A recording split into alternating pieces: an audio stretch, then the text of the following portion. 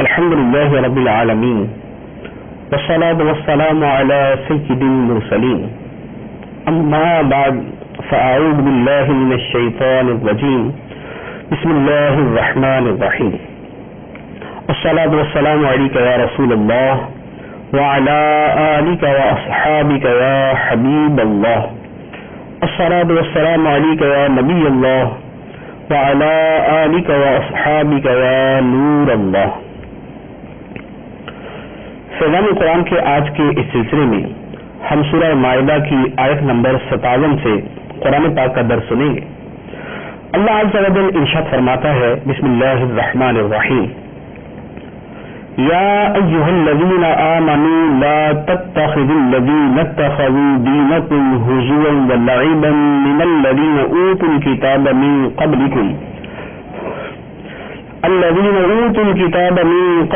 والکفار اولیاء واتقوا اللہ ان کنتم مؤمنین. اے ایمان والو، جن لوگوں کو تم سے پہلے کتاب دی گئی ان میں سے وہ لوگ جنہوں نے تمہارے دین کو مذاق اور کھیل بنا لیا ہے، انہیں اور کافروں کو اپنا دوست نہ بناؤ، اور اگر ایمان رکھتے ہو تو اللہ سے ڈرتے رہو. اس آیت مبارکہ میں اللہ عز و جل نے کافروں کو اور ایسے تمام لوگوں کو دوست بنانے سے منع فرمایا جو ہمارے دین کا مذاق اڑائیں، جو ہمارے دین کو مذاق بنائیں، ہنسی اڑائیں، کھیل بنائیں. اب اس میں کون لوگ شامل ہیں؟ اس میں وہ تمام کے تمام لوگ شامل ہیں جو دین کی کسی بھی شے کا مذاق اڑانے والے ہیں. اس کی تفصیل کیا ہے اگلی آیت مبارکہ کے ضمن میں عرض کرتا ہوں.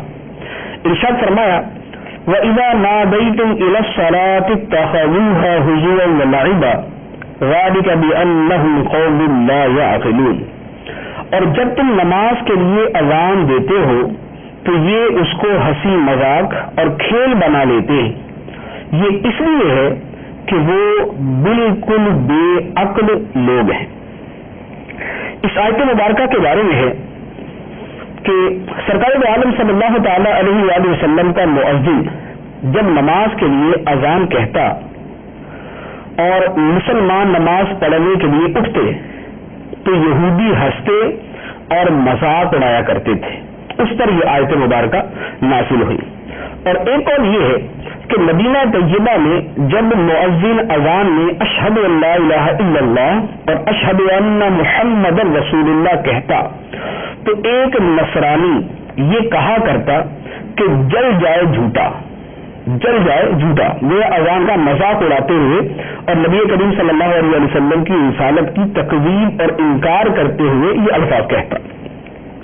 ایک رات اس کا خادم آگ لایا، وہ اور اس کے گھر والے سو رہے تھے. آگ سے ایک شرارہ اڑا اور وہ نصرانی اور اس کے گھر کے لوگ اور تمام گھر جل گیا. جو خود کہتا تھا کہ جھوٹا جل جائے تو واقعتاً جھوٹا جل گیا. اس آیت مبارکہ سے چند ایک مسائل معلوم ہوئے. پہلا مسئلہ یہ فرمایا کہ جب تم نماز کے لیے اذان دیتے ہو تو اس سے پتا چلا کہ نماز کے لیے اذان دی جانی چاہیے اور نماز کے لیے اذان قرآن پاک سے ثابت ہے. دوسری بات یہ کہ دین کی کسی چیز کا مذاق اڑانا کفر ہے. جیسے اللہ عز و جل نے اذان کا مذاق اڑانے والوں کو کافر قرار دیا، اسی طرح عالم، مسجد، خانہ کعبہ، نماز، روزہ وغیرہ ان میں کسی بھی شے کا مذاق اڑانا کفر ہے. تیسری بات، اللہ عز و جل نے یہاں مذاق اڑانے والوں کے بارے میں فرمایا کہ یہ بالکل بے عقل لوگ ہیں، یہ میرے بیوقوف لوگ ہیں. تو اس سے پتا چلا کہ دینی چیزوں کا مذاق اڑانے والے احمق و بے عقل ہیں جو ایسی سفیہانہ اور جاہلانہ حرکات کرتے ہیں. اس آیت میں دینی چیزوں کا مذاق اڑانے والوں کا کتنا شدید رد ہے. افسوس کہ جو کام یہودی اور منافق کیا کرتے تھے وہی کام مسلمان کہلانے والوں میں آتے جا رہے ہیں. نماز، روزہ، حج، زکات، فرشتے، جنت، حوریں، دوزخ، دوزخ کے عذاب، قرآنی آیات، احادیث نبوی، دینی کتابیں، دینی شعائر، امامہ، داڑھی، مسجد، مدرسہ، دیندار آدمی، دینی لباس، دینی جملے، مقدس کلمات، الغرض وہ کون سی مذہبی چیز ہے کہ جس کا اس زمانے میں کھلے عام فلموں، ڈراموں اور خصوصاً مزاحیہ ڈراموں میں، عام بول چال میں، دوستوں کی مجلسوں میں، دنیاوی تقریروں میں، ہنسی مذاق کی نشستوں میں اور باہمی گپ شپ میں مذاق نہیں اڑایا جاتا۔ افسوس کہ مسلمان کہلانے والے اسلام کا مذاق اڑاتے ہیں۔ مسلمان کہلانے والوں کو داڑھی، امامہ، مذہبی حلیے سے نفرت، مسلمان کہلانے والوں کو اذان سن کر تکلیف ہوتی اور قرآن و حدیث کی باتیں انہیں پرانی لگتی ہیں۔ تو جن لوگوں کی یہ حالت و کیفیت ہو وہ ان آیات مبارکہ کو سامنے رکھے کہ اللہ عز و جل فرماتا ہے کہ جب تم نماز کے لیے اذان دیتے ہو تو یہ اس کو ہنسی مذاق اور کھیل بنا لیتے ہیں۔ یہ اس لیے ہے کہ وہ بالکل بے عقل لوگ ہیں۔ تو جن لوگوں سے زندگی میں کبھی بھی کوئی ایسی حرکت سرزد ہوئی ہو ان پر توبہ تجدید ایمان کرنا فرض ہے۔ اللہ عز و جل ارشاد فرماتا ہے قل یا اہل الکتاب هل تنقمون منا الا ان آمنا باللہ وما انزل الینا وما انزل من قبل وان اکثرکم فاسقون۔ تم فرماؤ اے اہل کتاب، تمہیں ہماری طرف سے یہی برا لگا کہ ہم اللہ پر اور جو ہماری طرف نازل کیا گیا اس پر اور جو پہلے نازل کیا گیا اس پر ایمان لائے ہیں، اور بے شک تمہارے اکثر لوگ فاسق ہیں۔ اس آیت مبارکہ کا شان نزول کچھ اس طرح ہے۔ یہودیوں کا ایک گروہ سرکار دو عالم صلی اللہ تعالی علیہ وسلم کی خدمت میں آیا اور آ کر عرض کرنے لگا کہ آپ یہ بتائیے کہ آپ کس کس پر ایمان رکھتے ہیں۔ مقصد یہ تھا کہ نبی کریم صلی اللہ علیہ وسلم حضرت عیسیٰ علیہ السلام کی نبوت کا انکار کر دیں، کیونکہ یہودیوں کی حضرت عیسیٰ علیہ السلام سے دشمنی تھی۔ سرکار عالم صلی اللہ تعالیٰ علیہ وسلم نے جب وضاحت فرمائی کہ ہم تو اللہ تعالیٰ کی تمام کتابوں پر اور اللہ تعالیٰ کے تمام نبیوں پر ایمان رکھتے ہیں بشمول حضرت عیسیٰ علیہ السلام، تو یہودیوں نے کہا کہ جو حضرت عیسیٰ علیہ السلام کو مانے ہم اس پر ایمان نہ لائیں گے۔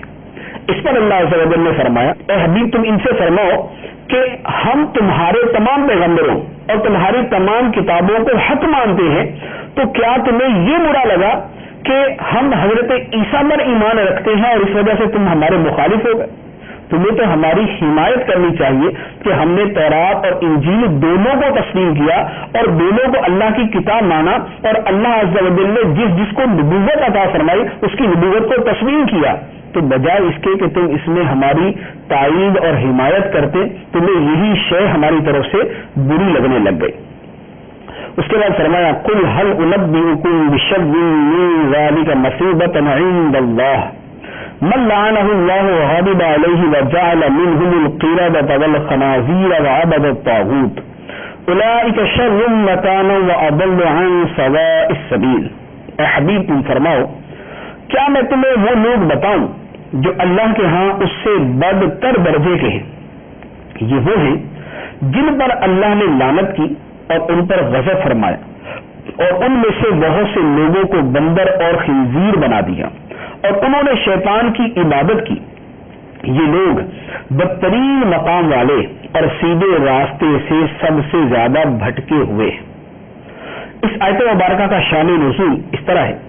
یہودیوں نے مسلمانوں سے کہا کہ تمہارے دین سے بدتر کوئی دین نہیں اور تم سے زیادہ کوئی برا نہیں۔ یہودیوں نے مسلمانوں سے کہا کہ تمہارے دین سے بدتر کوئی دین نہیں اور تم سے برا کوئی نہیں۔ اس پر مسلمانوں سے فرمایا گیا کہ مسلمان ان کو جواب دے کہ اے یہودیوں، ہمیں تو تم اپنے بغض و کینہ کی وجہ سے برا کہتے ہو اور اپنے حسد اور اپنی انانیت کی وجہ سے ہمیں برا اور ہمارے دین کو برا کہہ رہے ہو۔ حقیقت کے اندر اصل بدتر لوگ تو تم ہو۔ اپنے حالات دیکھو اور پھر فیصلہ کرو کہ تم خدا کے محبوب ہو یا مردود ہو۔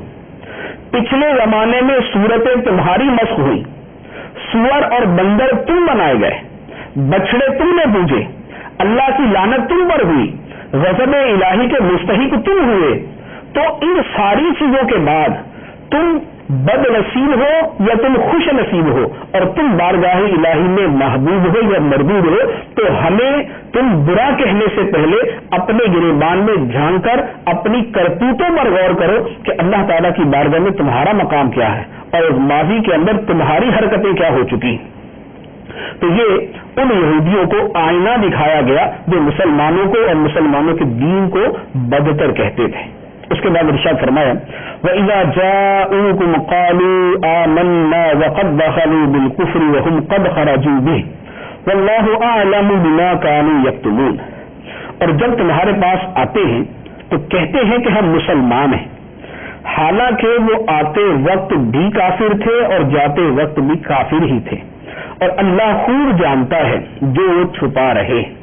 یہ یہودی منافقوں کے بارے میں کہ یہودی جو ہے وہ سرکار صلی اللہ علیہ وسلم کی بارگاہ میں آتے کچھ اور آ کر کہتے کہ ہم آپ کے غلام ہیں، ہم تو آپ کے خادم ہیں، ہم تو آپ پہ جان قربان کرنے والے، میرے اپنے اخلاص اور اپنے ایمان کا یقین دلاتے، لیکن دلوں کے اندر وہی بغض، وہی کینہ، وہی دشمنی، وہی نفرت ان کے بڑی ہوئی تھی۔ تو ان کے بارے میں فرمایا کہ جب یہ آتے ہیں زبان سے تو کہتے ہیں کہ ہم ایمان لائے، مگر جب داخل ہوئے تو کفر کے ساتھ داخل ہوئے، اور جب یہاں سے نکل کر جاتے ہیں تو بھی کفر کے ساتھ نکل کر جاتے ہیں۔ تو یہ اپنے دل کی باتیں یہاں پر اگرچہ چھپانا چاہے مگر اللہ عز و جل تو ان کی ان چھپی ہوئی باتوں کو جاننے والا ہے۔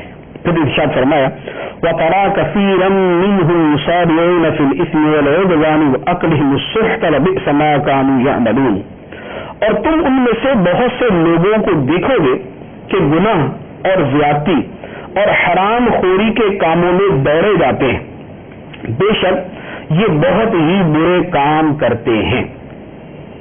یہاں پر یہودیوں کی صفات بیان کی۔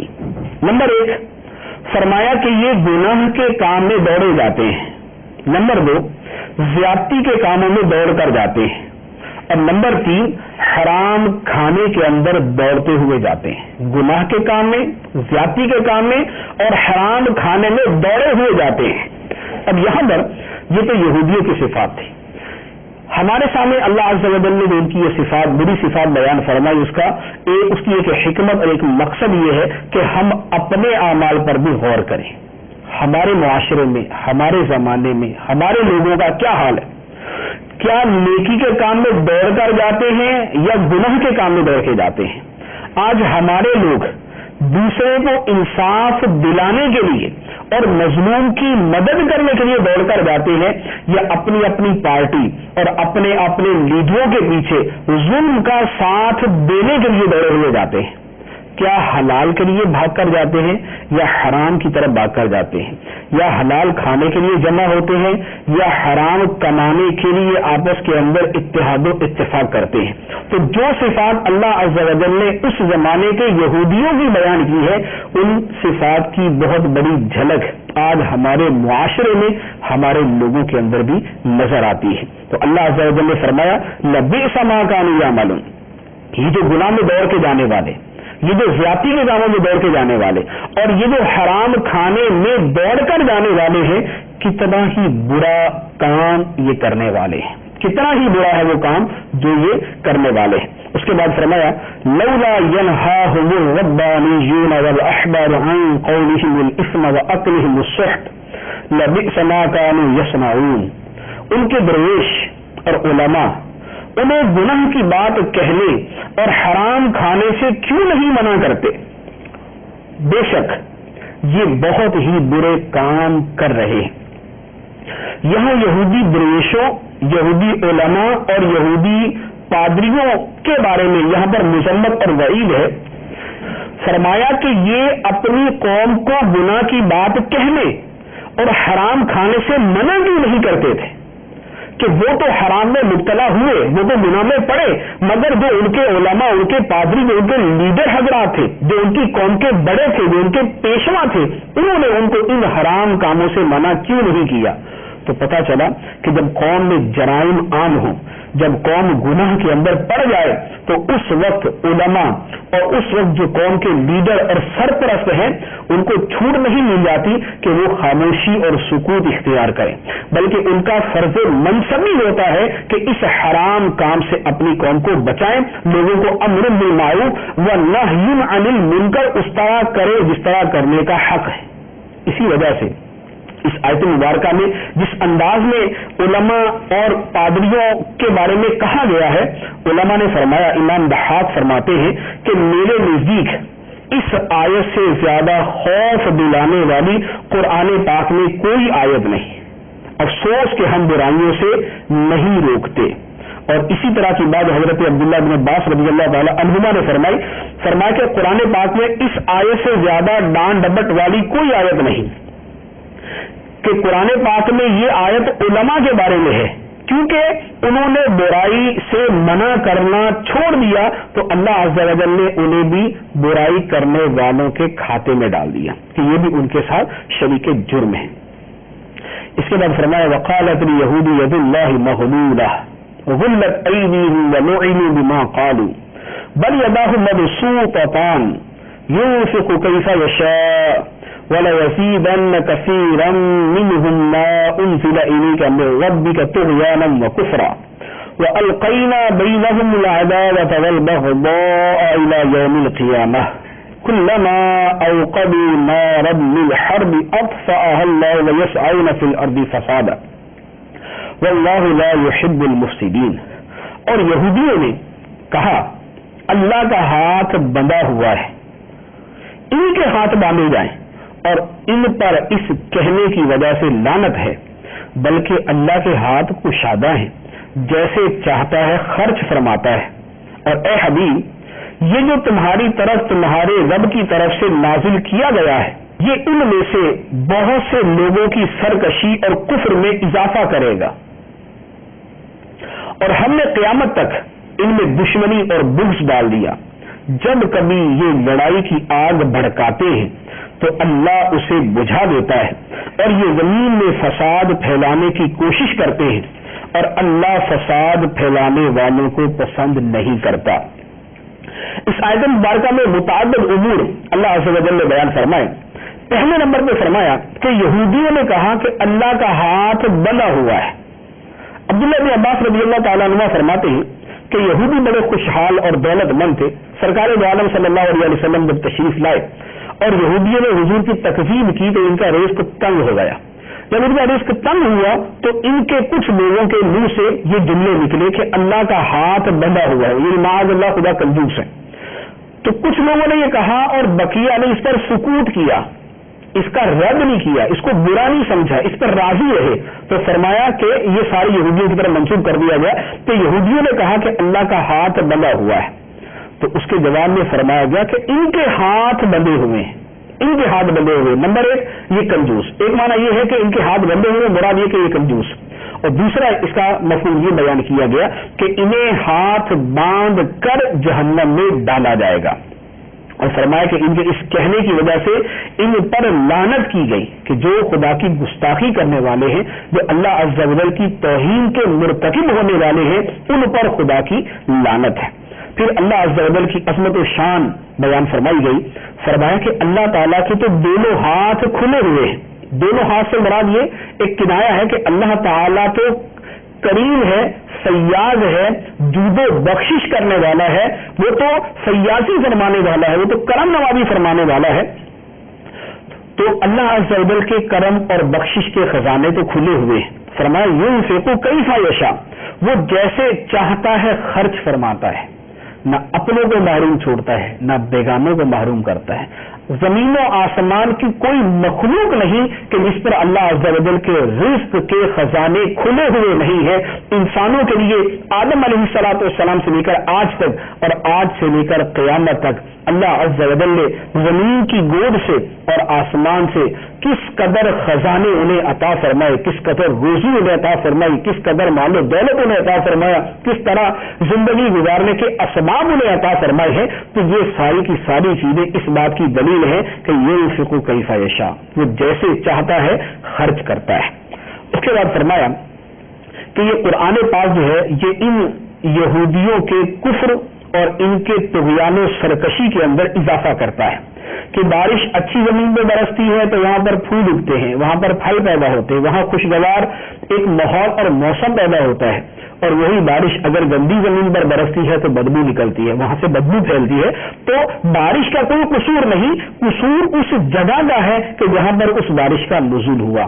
قرآن پاک اللہ عز و جل کی رحمت کی بارش ہے، مسلمان کے دل پر اترتی ہے تو وہاں پر پھول کھلتے ہیں، اور وہی اگر ان یہودیوں اور ان کفار کے دلوں پر برستی ہے تو ان کے کفر اور سرکشی کے اندر اضافہ ہو جاتا ہے.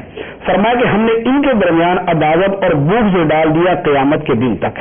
یہ کفار جو آپس میں باہم متحد نظر آتے ہیں، متفق نظر آتے ہیں، آپس کے اندر ایک دوسرے کے بڑے دوست نظر آتے ہیں، لیکن فرمایا کہ قیامت کے دن تک ان کے دلوں میں ہم نے عداوت اور بغض ڈال دیا کہ حقیقت میں اندر ہی اندر یہ ایک دوسرے کی جڑیں کاٹ رہے ہوتے ہیں.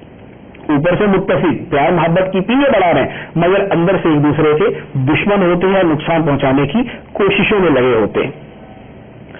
فرمایا کہ جب کبھی انہوں نے لڑائی کی آگ بھڑکائی تو اللہ تعالیٰ نے بجھا دی. یہودیوں نے جب کبھی زمین میں سرکشی کی، جب کبھی فتنہ و فساد برپا کیا، اللہ عز و جل نے ان پر بادشاہوں کو مسلط کر دیا. بخت نصر آیا، اس کے بعد ایک اور بادشاہ، اس کے بعد ایک اور بادشاہ آیا.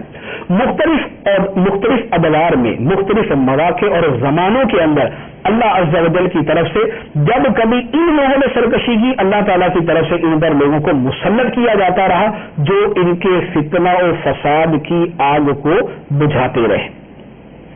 اس کے بعد فرمایا وَلَوْ أَنَّ أَهْلَ الْكِتَابِ آمَنُوا وَاتَّقَوْا لَكَفَّرْنَا عَنْهُمْ سَيِّئَاتِهِمْ وَلَأَدْخَلْنَاهُمْ جَنَّاتِ النَّعِيمِ. اور اگر اہل کتاب ایمان لاتے اور پرہیزگاری اختیار کرتے تو ضرور ہم ان کے گناہ مٹا دیتے اور ضرور انہیں نعمتوں کے باغوں میں داخل کرتے. اس کے بعد فرمایا وَلَوْ أَنَّهُمْ أَقَامُوا التَّوْرَاةَ وَالْإِنْجِيلَ وَمَا أُنْزِلَ إِلَيْهِمْ مِنْ رَبِّهِمْ لَأَكَلُوا مِنْ فَوْقِهِمْ وَمِنْ تَحْتِ أَرْجُلِهِمْ مِنْهُمْ أُمَّةٌ مُقْتَصِدَةٌ وَكَثِيرٌ مِنْهُمْ سَاءَ مَا يَعْمَلُونَ. اور اگر وہ تورات اور انجیل اور جو کچھ ان کی طرف ان کے رب کی طرف سے نازل کیا گیا اسے قائم کر لیتے تو انہیں ان کے اوپر سے اور ان کے قدموں کے نیچے سے رزق ملتا، اور ان میں ایک گروہ اعتدال کی راہ والا ہے اور ان میں اکثر بہت ہی برے کام کر رہے. اس آیت مبارکہ میں جو بات فرمائی گئی، فرمایا کہ اہل کتاب یعنی یہودی اور عیسائی اگر یہ تورات اور انجیل اور جو ان کی طرف ان کے رب کی طرف سے نازل کیا گیا اسے قائم کر لیتے تو انہیں ان کے اوپر سے بھی رزق دیا جاتا اور ان کے قدموں کے نیچے سے بھی رزق دیا جاتا. تورات اور انجیل کو قائم کرنے سے کیا مراد ہے؟ اس کے قائم کرنے سے مراد یہ ہے کہ اللہ عز و جل نے تورات اور انجیل میں جو سرکار دو عالم صلی اللہ تعالی علیہ وآلہ وسلم پر ایمان لانے کا حکم دیا یہ اس پر عمل کرتے ہیں تو یہ تورات اور انجیل کا قائم کرنا ہوا. اگر یہ اس حکم پر عمل کرتے تو فرمایا کہ اللہ تعالیٰ انہیں ان کے اوپر سے بھی رزق دیتا اور ان کے پاؤں کے نیچے سے بھی. مراد یہ کہ ہر طرف سے ان کے لیے رزق کے خزانے کھول دیے جاتے. پھر فرمایا کہ ان میں ایک گروہ اعتدال والا ہے. وہ اعتدال والا گروہ وہ ہے کہ جو سرکار دو عالم صلی اللہ علیہ وسلم کی بارگاہ میں حاضر ہو کر ایمان لے آیا، لیکن وہ بڑی قلیل تعداد میں ہے. اکثریت ان کی وہ ہے کہ جو فسق و فجور کرنے والے اور جو اس حکم پر عمل نہ کرنے والے ہیں. اس کے بعد فرمایا یا ایھا الرسول بلغ ما انزل الیک من ربک وان لم تفعل فما بلغت رسالته واللہ یعصمک من الناس ان اللہ لا یہدی القوم الکافرین. اے رسول جو کچھ آپ کی طرف آپ کے رب کی جانب سے نازل کیا گیا اس کی تبلیغ فرما دے، اور اگر آپ نے ایسا نہ کیا تو آپ نے اس کا کوئی پیغام بھی نہ پہنچایا، اور اللہ لوگوں سے آپ کی حفاظت فرمائے گا، بے شک اللہ کافروں کو ہدایت نہیں دیتا. اس آیت مبارکہ میں پہلی بات کہ اللہ تعالیٰ نے سرکار دو عالم صلی اللہ علیہ وسلم کو یا ایھا الرسول، اے رسول کہہ کر مخاطب فرمایا۔ گزشتہ انبیاء کرام علیہ الصلوۃ والسلام کو ان کا نام لے کر مخاطب کیا جاتا تھا، لیکن سرکار دو عالم صلی اللہ علیہ وسلم کی عظمت، شان، مقام اور مرتبہ ہے کہ اللہ تعالیٰ نے آپ کو مختلف القابات کے ساتھ مخاطب کیا اور فرمایا کہ جو کچھ آپ کی طرف نازل کیا گیا ہے آپ اس کی تبلیغ فرما دیں، اور اگر آپ نے ایسا نہ کیا تو آپ نے اپنی رسالت کا حق ادا نہ کیا۔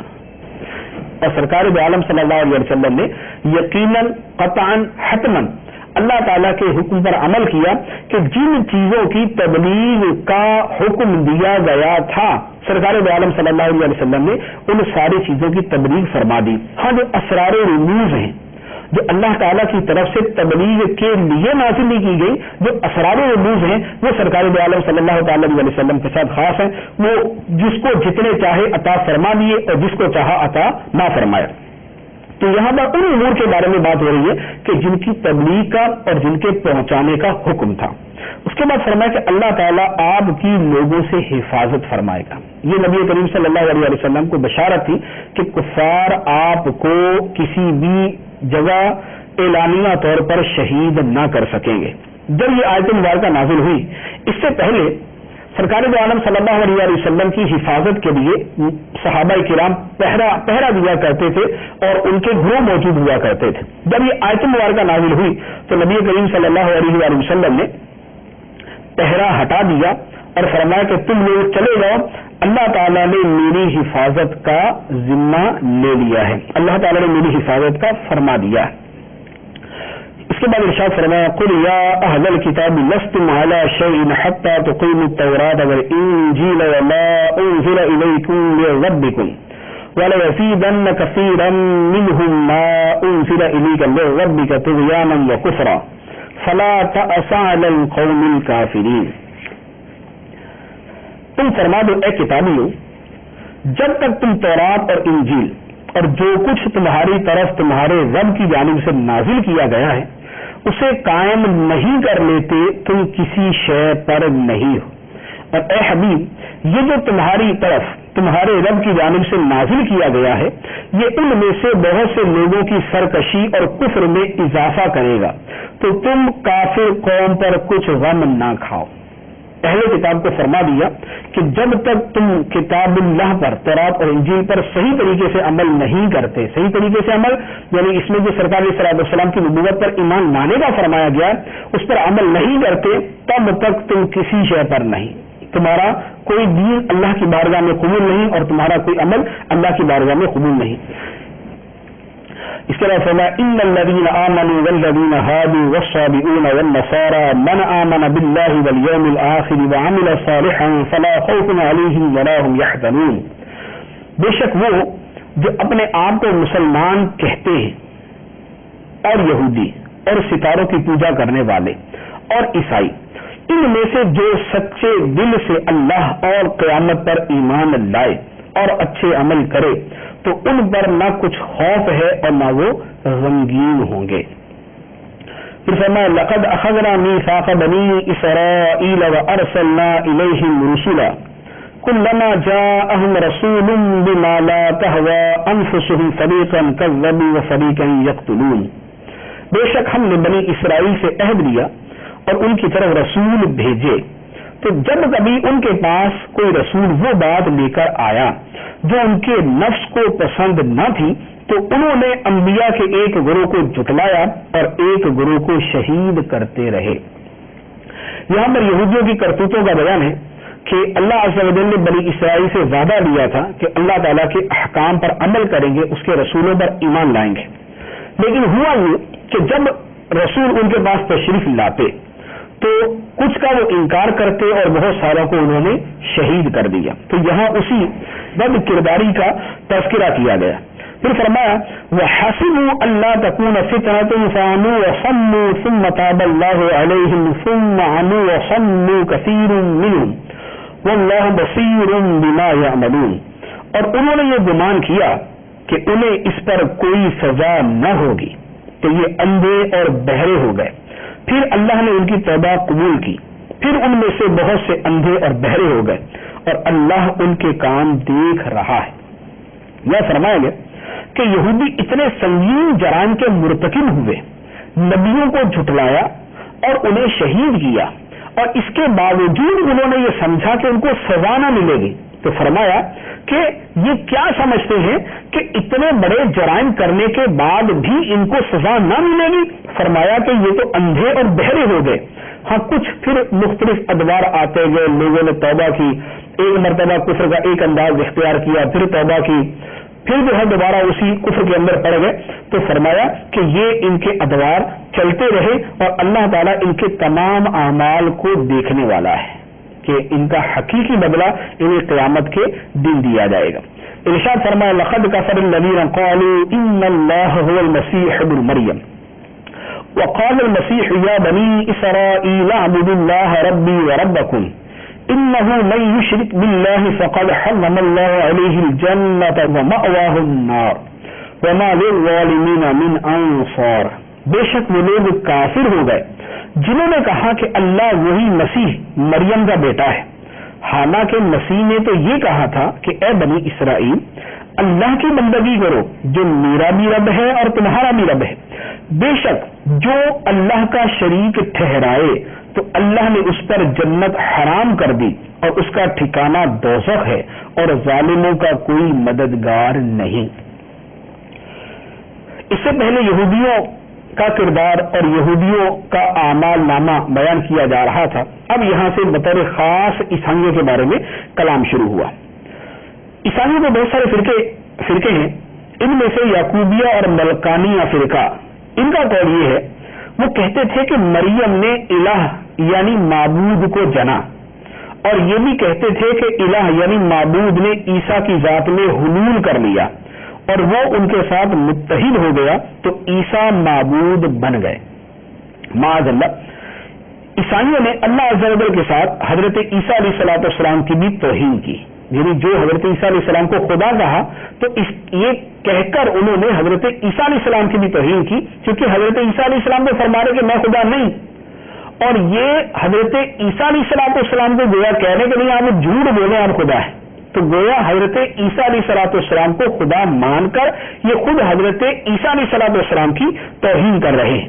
اس کے بعد فرمایا لقد کفر الذین قالوا ان اللہ ثالث ثلاثہ وما من الہ الا الہ واحد وان لم ينتهوا عما يقولون ليمسن الذین کفروا منهم عذاب علیم. بے شک وہ لوگ کافر ہو گئے جنہوں نے کہا بے شک اللہ تین معبودوں میں سے تیسرا ہے، حالانکہ عبادت کے لائق تو صرف وہ ایک ہی معبود ہے. اور اگر یہ لوگ اس سے باز نہ آئے جو یہ کہہ رہے ہیں تو جو ان میں کافر رہیں گے ان کو ضرور دردناک عذاب پہنچے گا. عیسائیوں میں فرقہ مرقوسیہ اور نستوریہ کا عقیدہ یہ تھا کہ الہ تین ہیں، خدا تین ہیں، باپ، بیٹا، روح القدس. اللہ کو باپ، عیسیٰ کو بیٹا اور جبریل کو روح القدس کہتے ہیں. عیسائی متکلمین فرماتے ہیں کہ نصارہ کہتے ہیں کہ باپ، بیٹا، روح القدس یہ تینوں ایک معبود ہیں، یہ تینوں ایک الہ ہے. ان کا رد کرتے ہوئے ارشاد فرمایا کہ اللہ کے سوا کوئی معبود نہیں، نہ اس کا کوئی ثانی ہے نہ ثالث، وہ وحدانیت کے ساتھ موصوف ہے، اس کا کوئی شریک نہیں. باپ، بیٹے، بیوی سب سے پاک ہے.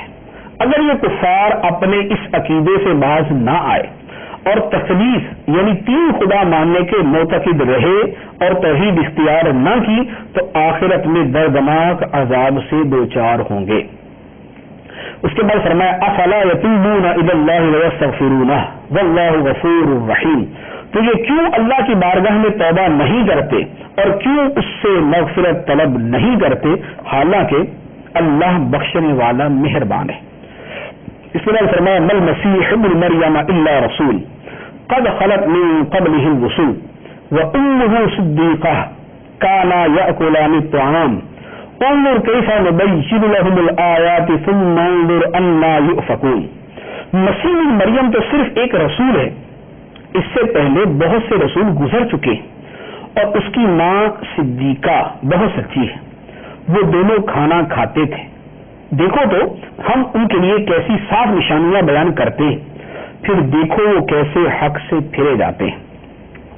اس سے پہلے اللہ تعالیٰ نے اپنی وحدانیت کا بیان فرمایا۔ عیسائی چونکہ حضرت عیسیٰ علیہ السلام کو خدا مانتے تھے، تو یہاں پر اللہ تعالیٰ کی وحدانیت کی ایک دلیل دی اور حضرت عیسیٰ علیہ السلام کے خدا نہ ہونے کی دلیل دی۔ فرمایا کہ مسیح بن مریم تو صرف ایک رسول ہے، اس سے پہلے بہت سارے رسول گزر چکے، اگر یہ رسول ہیں اس لیے خدا ہے تو پھر پہلے بھی بہت سارے رسول گزر چکے، لہذا انہیں خدا کہنا غلط۔ ایک دوسرا یہ ہے کہ ان کی والدہ نہایت ہی سچی عورت تھی۔ حضرت عیسیٰ اور ان کی والدہ کھانا کھاتی تھی، جب یہ دونوں کھانا کھاتے ہیں تو فرمایا کہ کھانا کھانے والا تو محتاج ہوتا ہے کہ اس میں غذا جاتی ہے، اس میں تغیر و تبدل ہوتا ہے، اس کا گوشت بنتا ہے، اس کا خون بنتا ہے، اس میں تغیرات واقع ہوتے ہیں، تو جو محتاج ہو اور جس میں تغیرات واقع ہوتے ہو وہ کبھی خدا نہیں ہو سکتا۔ تو کتنی آسان اور کتنی سادہ اور کتنی عام فہم نبی اللہ عز و جل نے بیان فرمائی، اور اس کے ساتھ ہی ارشاد فرمایا کہ دیکھو ہم ان کے لیے کس طرح آیات کو کھول کر بیان کرتے ہیں، کس طرح روشن آیتیں ان کے لیے بیان کرتے ہیں، مگر ان کو سمجھ نہیں آتی۔ اس کے بعد فرمایا قل اتعبدون من دون اللہ ما لا یملک لکم ضرا ولا نفعا واللہ هو السمیع العلیم۔ تم فرماؤ کیا تم اللہ کے سوا اس کی عبادت کرتے ہو جو نہ تمہارے نقصان کا مالک ہے اور نہ نفع کا، اور اللہ ہی سننے والا جاننے والا ہے۔ عیسائیوں سے فرمایا گیا کہ کیا تم اللہ کو چھوڑ کر اس کی عبادت کرتے ہو جو نہ ذاتی طور پر نفع پہنچا سکتا ہے نہ ذاتی طور پر نقصان پہنچا سکتا ہے۔ مطلقاً نفع پہنچانے کی نفی نہیں، کیونکہ حضرت عیسیٰ علیہ السلام مردوں کو زندہ کرتے تھے، اندھوں کو بینا کرتے تھے، کوڑیوں کو شفا یاب کرتے تھے، بیماروں کو تندرست کرتے تھے، تو یہ ساری چیزیں تھیں، یہ نفع تو آپ نے پہنچایا، مگر یہ نفع ذاتی نہیں تھا، بلکہ ہر جگہ بِإِذْنِ اللہ کی قید موجود ہے کہ اللہ کے اذن سے آپ یہ کرتے تھے۔ تو فرمایا کہ جب عیسیٰ علیہ السلام ذاتی طور پر نفع پہنچانے کی طاقت نہیں رکھتے تو تم ان کو معبود کیسے مان سکتے ہو؟ اس کے بعد فرمایا قل یا اہل الکتاب لا تغلوا فی دینکم غیر الحق ولا تتبعوا اهواء قوم قد ضلوا من قبل واضلوا كثيرا وضلوا عن سواء السبيل۔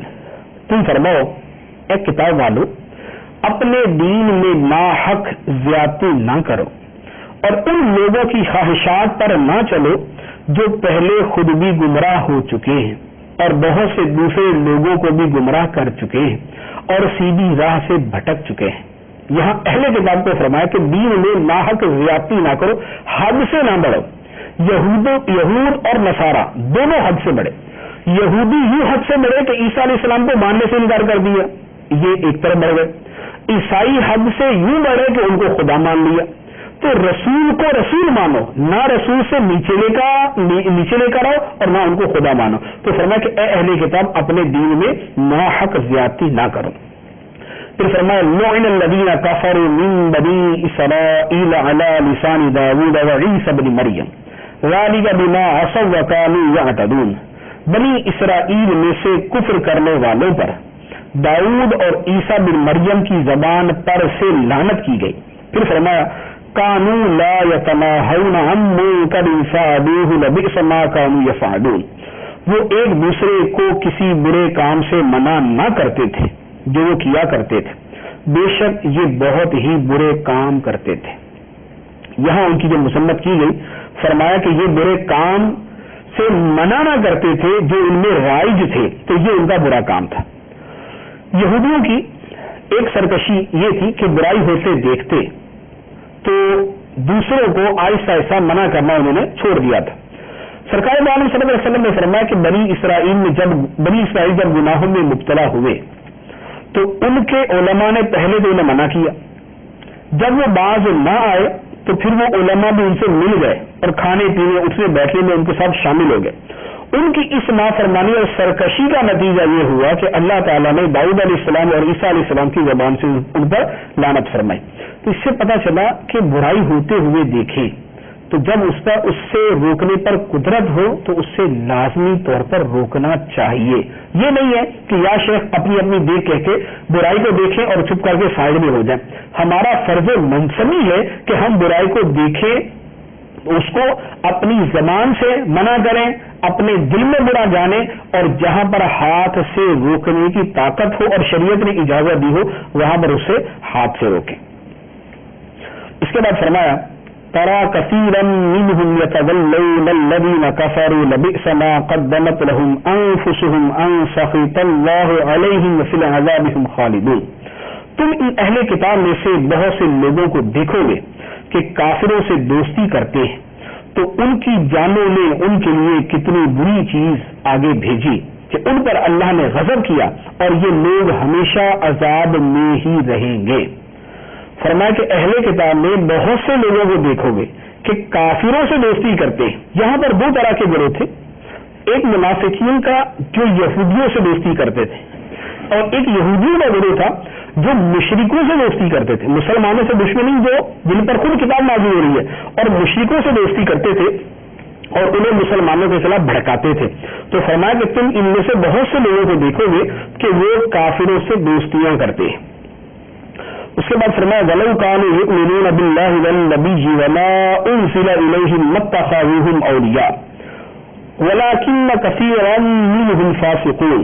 اور اگر یہ اللہ اور نبی پر اور اس قرآن پر جو اس نبی کی طرف نازل کیا گیا ہے ایمان لاتے تو کافروں کو دوست نہ بناتے, لیکن ان میں بہت زیادہ فاسق ہیں.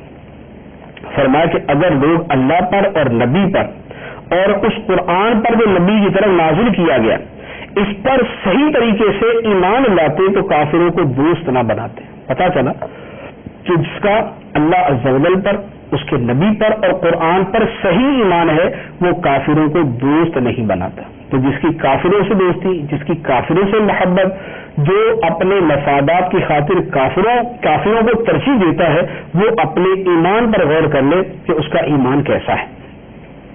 اس کے بعد فرمایا لَتَجِدَنَّ أَشَدَّ النَّاسِ عَدَاوَةً لِلَّذِينَ آمَنُوا الْيَهُودَ وَالَّذِينَ أَشْرَكُوا وَلَتَجِدَنَّ أَقْرَبَهُمْ مَوَدَّةً لِلَّذِينَ آمَنُوا الَّذِينَ قَالُوا إِنَّا نَصَارَى ذَلِكَ بِأَنَّ مِنْهُمْ قِسِّيسِينَ وَرُهْبَانًا وَأَنَّهُمْ لَا يَسْتَكْبِرُونَ. ضرور تم مسلمانوں کا سب سے زیادہ شدید دشمن یہودیوں اور مشرکوں کو پاؤ گے, اور ضرور تم مسلمانوں کی دوستی میں سب سے زیادہ قریب ان کو پاؤ گے جو کہتے تھے ہم نصارہ ہیں. یہ اس لیے ہے کہ ان میں علماء اور عبادت گزار موجود ہیں اور یہ تکبر نہیں کرتے. اس آیت مبارکہ میں ان عیسائیوں کی تعریف بیان کی گئی ہے جو سرکار دو عالم صلی اللہ علیہ وسلم کے زمانہ اقدس تک حضرت عیسیٰ علیہ السلام کے دین پر قائم رہے. سرکار کے زمانے تک عیسیٰ علیہ السلام کے دین پر قائم رہے, اور جب سرکار دو عالم صلی اللہ علیہ وسلم کی بعثت انہیں معلوم ہوئی تو وہ ایمان لے آئے. اور اس کا ایک مظاہرہ اس وقت ہوا جب مسلمانوں کا ایک گروہ ہجرت حبشہ کرتے ہوئے حبشہ تشریف لے گیا. سرکار دو عالم صلی اللہ علیہ وسلم کے صحابہ کرام پر مشتمل یہ گروہ جب وہاں پہنچا تو وہاں عیسائی بادشاہ نجاشی نے مسلمانوں کی مدد کی, پناہ دی, اور جو مسلمانوں کو لینے کے لیے کفار گئے انہیں ناکام و نامراد لوٹا دیا. تو فرمایا کہ یہودی اور مشرکوں کو تم سب سے زیادہ شدید پاؤ گے دشمنی میں, اور ان کی بنسبت ان لوگوں کو اپنے لیے نرم پاؤ گے جو یہ کہتے ہیں کہ ہم نصارہ ہیں. تو حبشہ والوں کو مسلمانوں نے اپنے لیے نرم پایا جو کہتے تھے کہ ہم نصارہ ہیں, اور وجہ یہ فرمایا کہ ان میں عالم ہیں اور ان میں عبادت گزار لوگ موجود ہیں. تو علم اور عبادت جو ان کے ہاں رائج تھی اس کی وجہ سے وہ مسلمانوں کے لیے اپنے دلوں میں نرم گوشہ رکھتے تھے. اللہ عز و جل قرآن پاک کا فہم عطا فرمائے. آمین بجاہ النبی الامین صلی اللہ تعالی علیہ وسلم.